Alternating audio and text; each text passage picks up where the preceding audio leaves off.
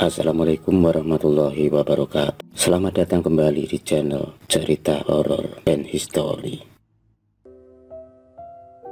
Kisah ini dialami oleh satu keluarga yang bertahun-tahun mengalami penderitaan yang luar biasa akibat terkena serangan santet yang sangat mematikan.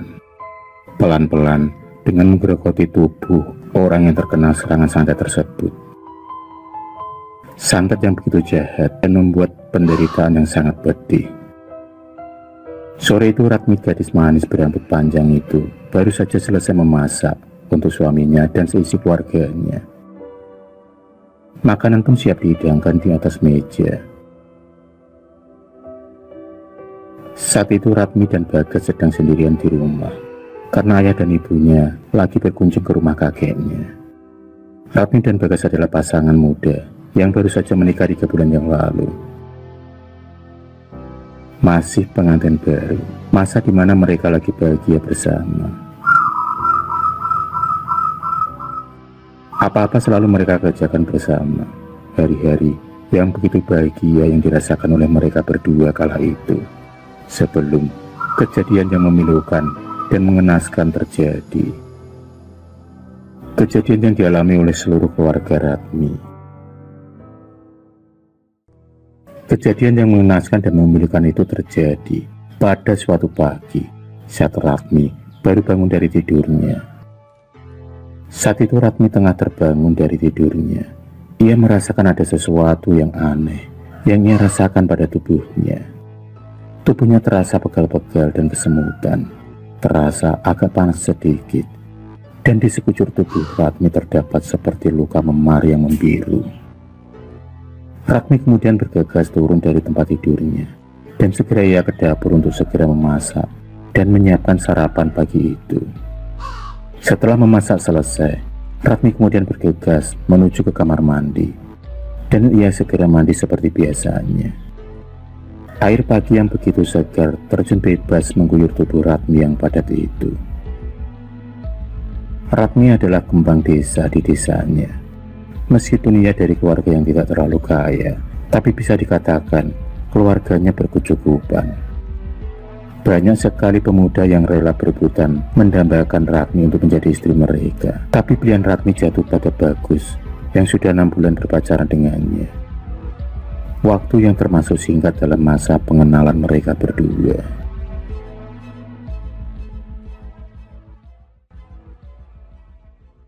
Waktu pun terus berjalan dan berlalu. Hari demi hari, Ratmi mulai mengalami sakit yang terasa gatal di tubuhnya. Tubuhnya kini terasa gatal dan memar-memar. Sedikit demi sedikit, terdapat luka yang mengeluarkan nanah dan tercium bau busuk pada luka tersebut. Semakin hari luka tersebut semakin bertambah di sekujur tubuh Ratmi. Sudah beberapa kali Ratmi dibawa ke pengobatan medis maupun non-medis, namun masih saja tidak kunjung sembuh. Malah kini ayah dan ibu Ratmi juga mengalami sakit yang sama. Hingga ayahnya juga tak bisa berjalan, malah berbaring di tempat tidur. Beruntung, ibu Ratmi, Bu Narsih, biarpun sakit tapi masih bisa beraktivitas seperti biasanya. Bu Ratmi selalu menyiapkan makan dan segalanya untuk Ratmi dan ayah dan suaminya. Bagus sendiri malah meninggalkan Ratmi di saat Ratmi tengah menderita. Bagus tak kuat bersama Ratmi, apalagi kini tubuh Ratmi seperti mayat saja yang selalu mengeluarkan bau bangkai. Di setiap saat luka-luka Ratmi mulai mengeluarkan nanah, belatung dan bau bangkai yang tak sedap. Bau tersebut sangat menusuk hidung. Siapa saja yang berdekatan dengannya pasti akan mencium bau yang tak sedap tersebut. Bau yang membuat mual dan ingin muntah.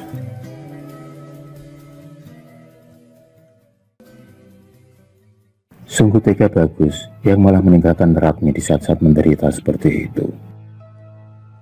Ratmi pun hanya bisa menangis dan meratapi hidupnya kini. Linangan air matanya selalu jatuh bercucuran di pipinya. Dalam hati, Ratmi pun berharap agar penyakitnya segera sembuh. Tak lupa dia selalu berdoa tanpa henti. Sungguh, cobaan yang sangat berat dalam hidupnya kini. Bu Narsi sendiri tak patah semangat untuk mencari dan bertanya-tanya dengan pengobatan apa saja supaya penyakit yang mereka derita kini cepat sembuh. Dalam keadaan sakitnya juga, Bu Narsi tetap berjuang mencari pengobatan sampai semua uang dan kekayaan keluarganya mulai menipis karena sudah banyak dikeluarkan untuk biaya pengobatan ke sana kemari yang menghabiskan tak sedikit uang dan menguras energi. Di tempat lain tampak seorang pemuda setengah tua dan berkumis, tertawa kegirangan dan bahagia. Dialah Wanto, laki-laki dahulu yang pernah melamar Ratmi, namun ditolak oleh keluarga Ratmi. Entah apa yang dipikirkannya dalam hati, dia tampak bahagia. Dia sendiri juga tahu keadaan keluarga Ratmi yang sekarang. Dia tahu kalau mereka tengah mengalami penderitaan yang luar biasa berat dan sakitnya.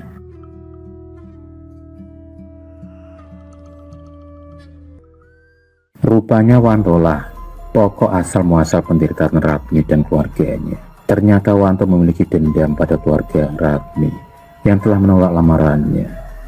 Ia pun sakit hati dan bertekad akan membalas sakitnya kepada keluarga Ratmi. Lewat seorang dukun santet itulah Wanto membalas semua sakit hatinya.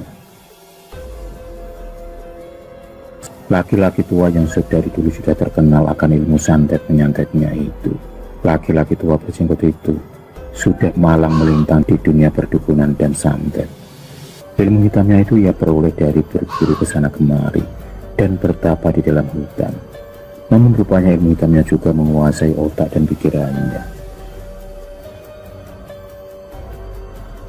Dan dia sendiri banyak ditakuti oleh dukun-dukun lain yang jika bersaing dengannya pasti kalah. Ilmu santet yang dipelajarinya rata-rata ganas dan kejam. Siapa saja yang terkena serangan tersebut akan sulit disembuhkan. Pada suatu malam, Bu Narsi bermimpi bertemu dengan seorang kakek tua berjubah putih dan bersamanya seorang pemuda yang gagah, ganteng, dan berperawakan tegap. Mimpi yang sama terjadi berulang kali hingga 5 hari. Mimpi masih sama seperti mimpi-mimpi yang terdahulu. Setelah adanya mimpi-mimpi tersebut, Bu Narsi pun kini bingung dan berpikir apa maksud dari mimpi tersebut. Bu Narsi pun kemudian mengutarakan dan menceritakan mimpinya kepada Pak Damar, tetangga sebelahnya yang selalu baik dan selalu mensupport keluarga Bu Narsi. Keluarga Pak Damar tak pernah menghindar dari keluarga Pak Bu Narsi. Malah mereka selalu membantu dalam segala hal. Setelah mendengar cerita dari Bu Narsi, Pak Damar tiba-tiba teringat dengan seorang alim yang dulu dia pernah bertemu saat Pak Damar sedang berkunjung ke rumah kakaknya. Di sana ia pernah bertemu orang alim tersebut saat diajak kakaknya sowan ke rumah orang alim tersebut. Dan Pak Damar seperti merasa kalau ciri-ciri yang disebutkan oleh Bu Narsi itu sama persis dengan ciri-ciri orang alim yang pernah ia temui saat bersama kakaknya.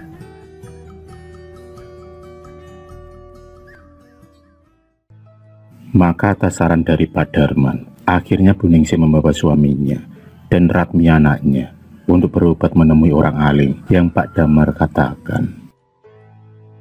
Maka berangkatlah Pak Damar, Bu Ningsih, suaminya dan Ratmi menuju ke kediaman orang alim tersebut.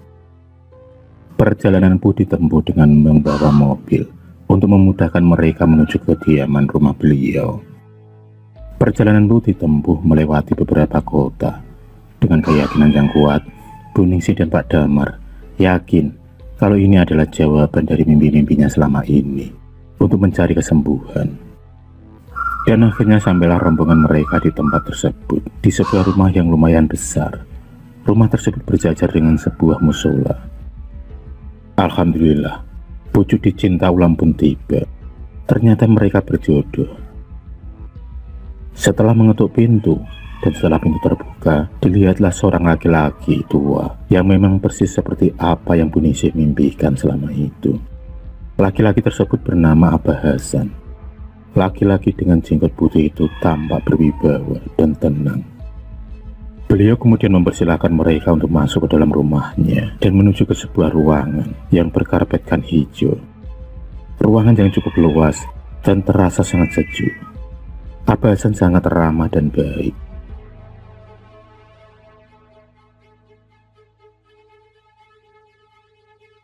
Pak Damar segera mengatakan maksud dan tujuannya mereka ke rumah Abah Hasan. Pak Damar dan Bu Ningsih menceritakan semua tentang keinginan-keinginan dan apa yang terjadi pada mereka selama ini, yaitu penyakit yang diderita mereka selama ini, yang tak berkesudahan tak kunjung sembuh. Abah Hasan hanya tersenyum dan menganggukkan kepalanya. Rupanya Abah Hasan adalah seorang guru ngaji dan juga terkenal di daerahnya, memiliki kelebihan mempunyai ilmu spiritual yang tinggi dan sering mengobati orang-orang dengan berbagai macam penyakit yang dialami oleh mereka.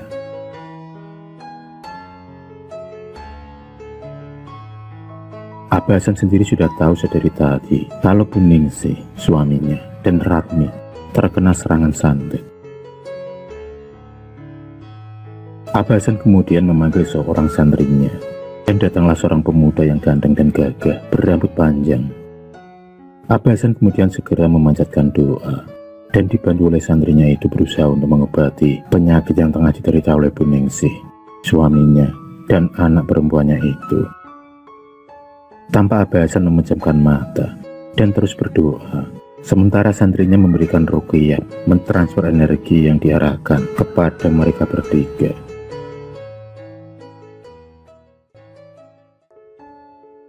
Santri Abah Hasan kemudian memberikan air putih yang sudah dibacakan doa oleh Abah Hasan dan mencampurkannya di sebuah ramuan, dan kemudian dibalurkan ke seluruh tubuh ayah Ratmi, sebagian Bu Ningsih dan Ratmi juga.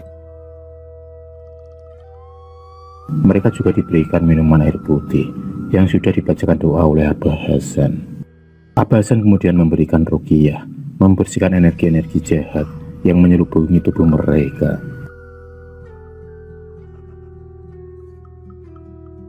Tampak terlihat asap hitam tipis yang keluar dari tubuh mereka bertiga.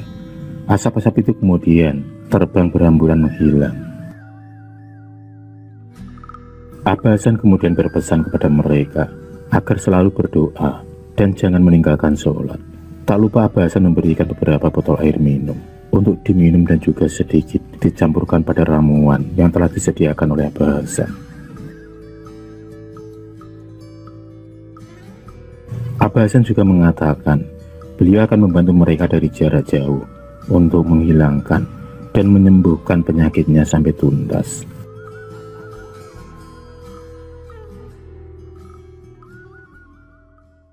Di sisi lain, di saat Abah Hasan sedang membaca doa, tampak Mbah Jasmo yang sedang duduk bersila di ruangannya tiba-tiba merasakan panas yang luar biasa, dan ia merasakan angin yang biasa yang tiba-tiba berhembus seolah menyerang tubuhnya. Angin yang sangat kencang dan kuat. Angin tersebut kemudian memporak-porandakan sesajen yang ada di hadapannya. Sesajen aneka macam itu pun kemudian terpental berantakan di seluruh ruangan tersebut. Mbah Jasmo sendiri mulai membaca mantra untuk menahan angin kencang yang mulai menerjang tubuhnya. Semakin lama Mbah Jasmo membaca mantranya, namun semakin kencang angin itu berhembus menghantam pada tubuhnya. Angin yang begitu kuat tak kuasa ditahannya lagi. Saat terdengar suara ledakan yang sangat dahsyat, tiba-tiba tubuh Mbah Jasmo terpental ke belakang, menghantam ke tembok. Darah segar keluar menyembur dari mulut Mbah Jasmo. Mbah Jasmo sendiri merasakan tubuhnya yang seperti remuk redem, seperti terhantam hantaman tangan yang sangat besar, menghempaskan tubuhnya. Mbah Jasmo terdiam sejenak.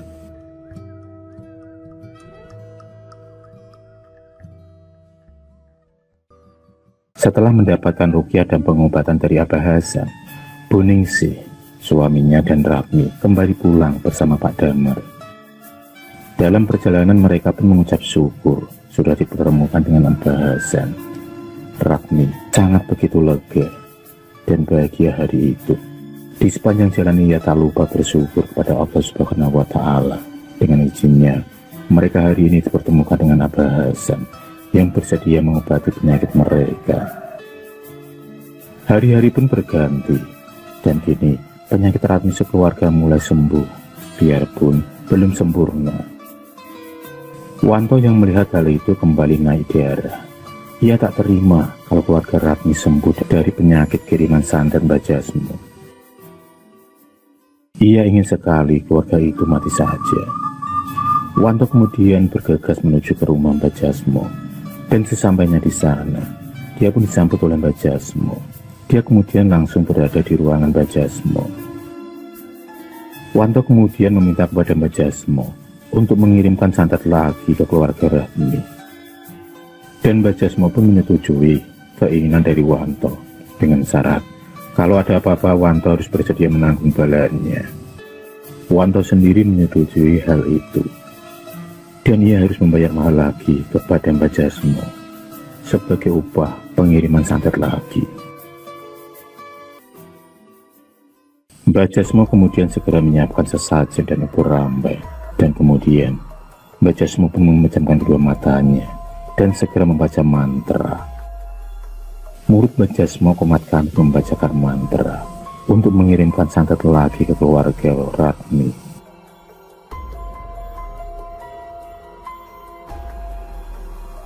Kini santet yang dikirimkan akan langsung menyasar dan menghantam mereka bertiga. Ternyata Abah Hasan telah membentengi dan memagari Ratmi sekeluarga dengan raja penolak bala untuk menghindari serangan santet lagi dan sebagainya. Serangan santet Mbah Jasmo pun dilancarkan menuju ke rumah Ratmi. Sesampainya di sana, santet kiriman Mbah Jasmo pun terpental dan berbalik arah menuju ke rumah Mbah Jasmo dengan melesat sangat cepat. Tiba-tiba ada angin kencang yang sangat dahsyat masuk ke ruangan Mbah Jasmo. Tiba-tiba ada kekuatan yang sangat dahsyat menghantam tubuh Wanto.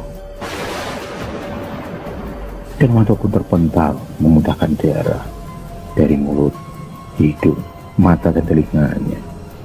Wanto yang terpental segera roboh dan ia pun mati seketika dengan luka terbakar. Rupanya santet Mbah Jasmo yang berbalik itu malah mengenai Wanto yang saat itu tengah berdiri di hadapan Mbah Jasmo. Wanto pun meninggal terkena santet yang berbalik.